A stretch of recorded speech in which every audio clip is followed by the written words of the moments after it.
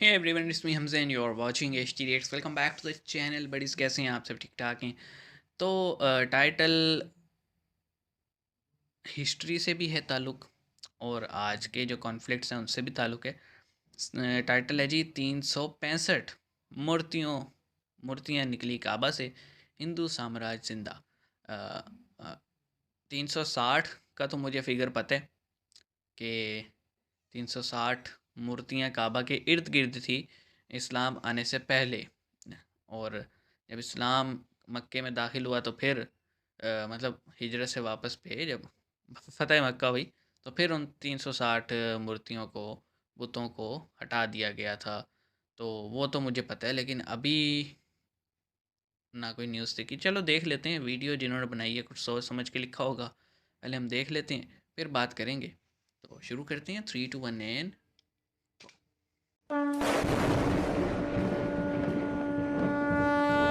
ये शिवलिंग है ना शायद। दोस्तों, पिछले कुछ दिनों से भारत में मंदिर और मस्जिद को लेकर माहौल फिर से गर्म है। टीवी डिबेट्स में तरह तरह की बातें हो रही हैं। कुछ पैनलिस्ट तो गाली गलौज भी करते नजर आ रहे हैं। ये कोई मुसलमान थोड़ी, ये तो कादियानी काफिर है। अरे सुन लो, देखो अपनी औकात पर आ गए तुम। देखो अपनी औकात। इन सब के बीच ओशो का एक वीडियो या यूं कहें कि ऑडियो काफी वायरल हो रहा है, जिसमें ओशो स्वयं यह कह रहे हैं कि काबा में 365 मूर्तियां थी। काबे का 360 मंदिर बहुत विशाल था। पहले आप यह ऑडियो सुनिए। काबे में मोहम्मद के पहले मूर्तियां थी, 365 मूर्तियां थी। काबा का मंदिर दुनिया का सबसे बड़ा मंदिर था, अपने ढंग का अद्भुत मंदिर था।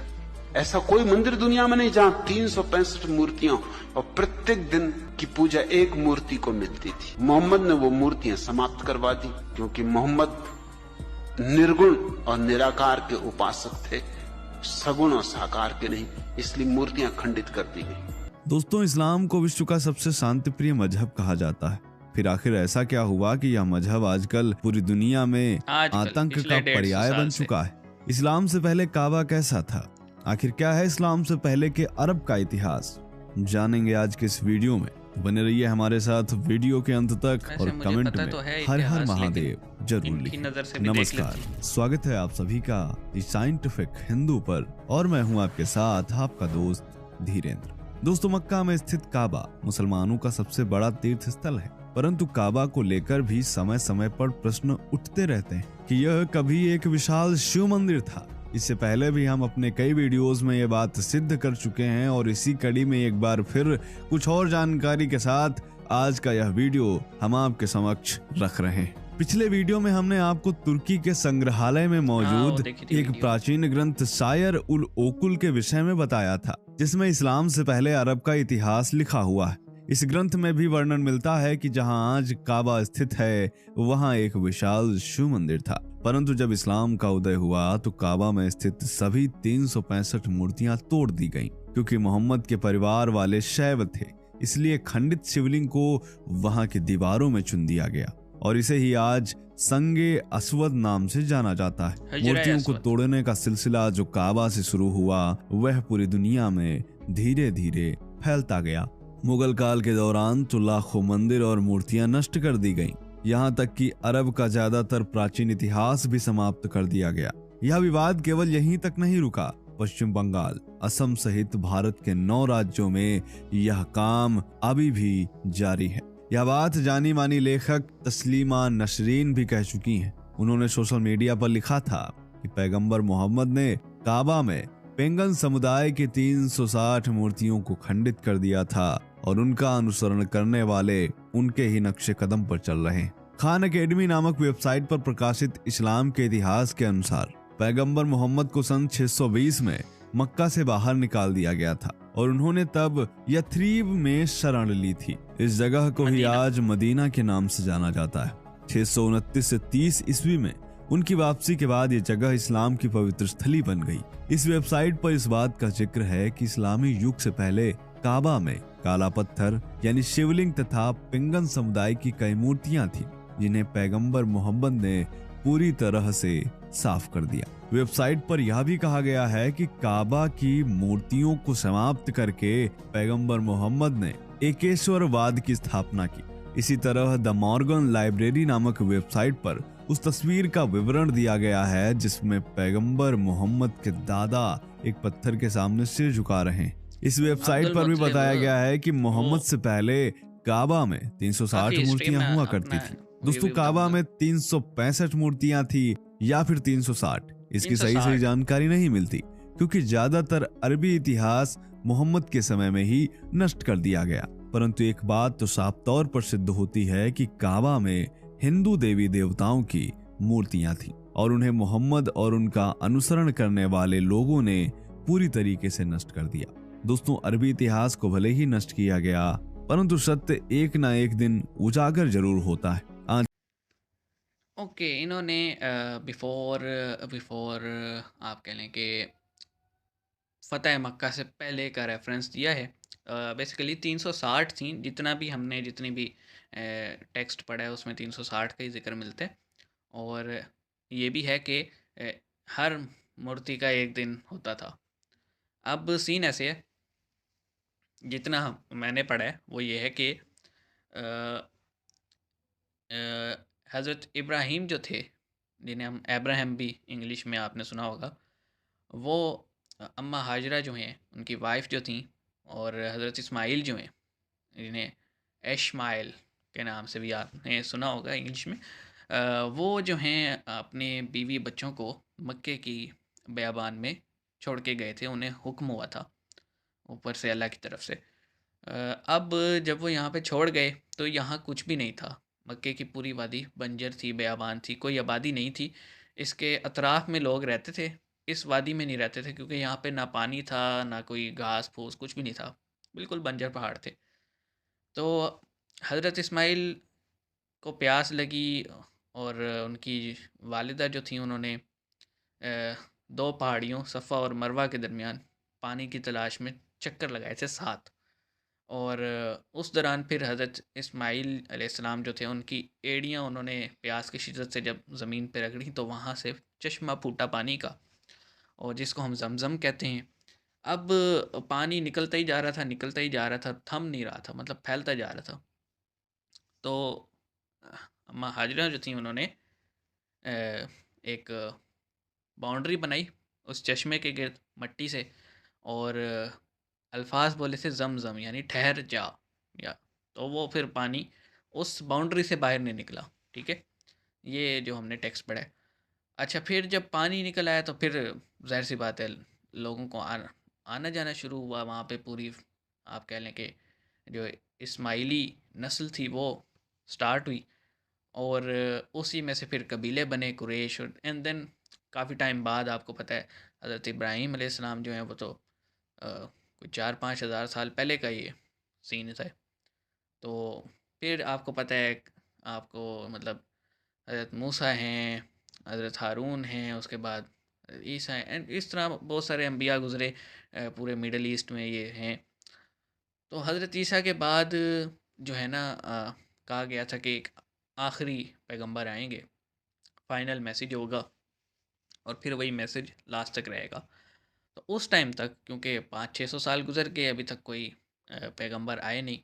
तो फिर जिस तरह मतलब मक्का एक ऐसा रूट बन गया था जहाँ पे तिजारत वाले लोग आते जाते थे। तो फिर डिफरेंट कल्चर मिक्स हुए, हिंद से भी आते थे, माल आता था, इधर से मसाले वगैरह आते थे, और अरब से कुछ ना कुछ यहाँ आता था। तो वो कहते हैं ना, तब यहाँ पे ये पैगन्स वाला सिस्टम शुरू हुआ, और हज़रत इस्माइल ने हज़रत इब्राहीम के साथ काबे की तामीर की थी।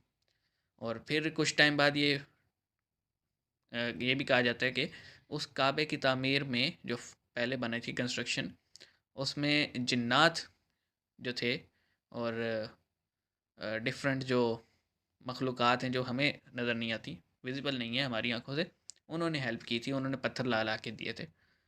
अब सीन ये है कि आपने सुना होगा कि एक आर्मी भी आई थी रिसेंट, अगर हम 2000 साल पहले की बात करें, आर्मी आई थी डिस्ट्रॉय करने। तो ऊपर से अबाबील जो थे उन्होंने कंकर मार के उन फौजियों को वो किया था, क्योंकि ये जो है ना इसी 1400 साल पहले की बात है। तो ये सारा सीन था कि मतलब उस काबे को ना एक प्रोमिनेंसी मिल गई, क्योंकि एक प्रॉफिट और 2 प्रॉफिट्स बल्कि उन्होंने उसकी कंस्ट्रक्शन की थी। और ये कहा जाता है कि इस काबे के बिल्कुल ऊपर अर्श मौला पे, यानी जिसे हम कहते हैं 7वें आसमान पे, एक और भी सेम बिल्डिंग मौजूद है जहाँ पे फरिश्ते जो है ना तवाफ़ करते हैं, कहा जाता है। अब वो तो हिस्ट्री है। तो सीन ये हुआ कि जो कुरैश थे बेसिकली, यानी ये अब आप समझ लें कि काफ़ी टाइम गुजर चुका है। आप ये कह लें कि हज़रत इब्राहीम के बाद कोई 3-3.5 साल गुजर गए हैं। अब कुरैश का टाइम था, तो कुरैश जो थे वो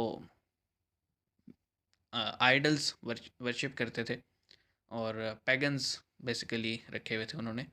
तो कुछ अंदर थे और कुछ काबे के इर्द गिर्द थे, और चाबी होती थी एक ख़ानदान है उनके पास ही होती थी, अभी भी उन्हीं के पास ही चलती आ रही है। तो सीन ये है कि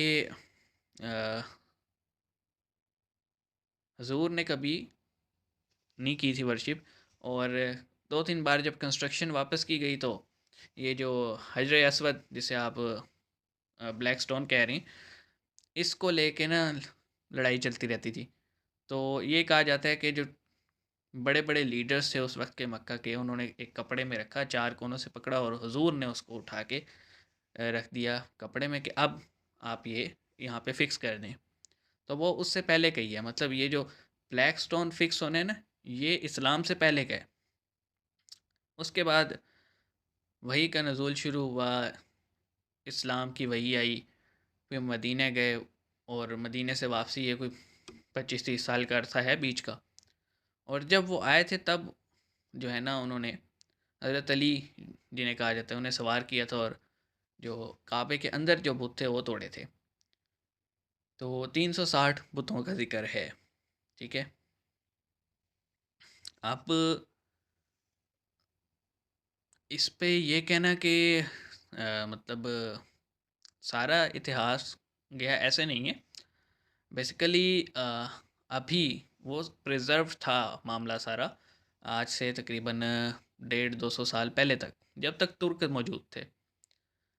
फिर क्या हुआ, फिर आपको पता है कि एक्सट्रीमिस्ट कह लें कि सेक्ट आया है, और उन्होंने फिर हर चीज़, चाहे वो प्री इस्लामिक हो या पोस्ट इस्लामिक हो, वो तहस नहस कर दी है, क्योंकि उनका ये मानना है कि ये सब चीज़ें जो हैं ये इनका इस्लाम से कोई ताल्लुक़ नहीं है। इवन कि उन्होंने दरबारें, कब दरबार थे, कब्रें थी, कुछ महल टाइप थे हिस्टोरिकल, सब तोड़ दिए और ये कहा कि ये इस्लाम से ताल्लुक़ नहीं रखते। और फिर 200 साल बाद की अभी है कि कुछ भी नहीं मिलता।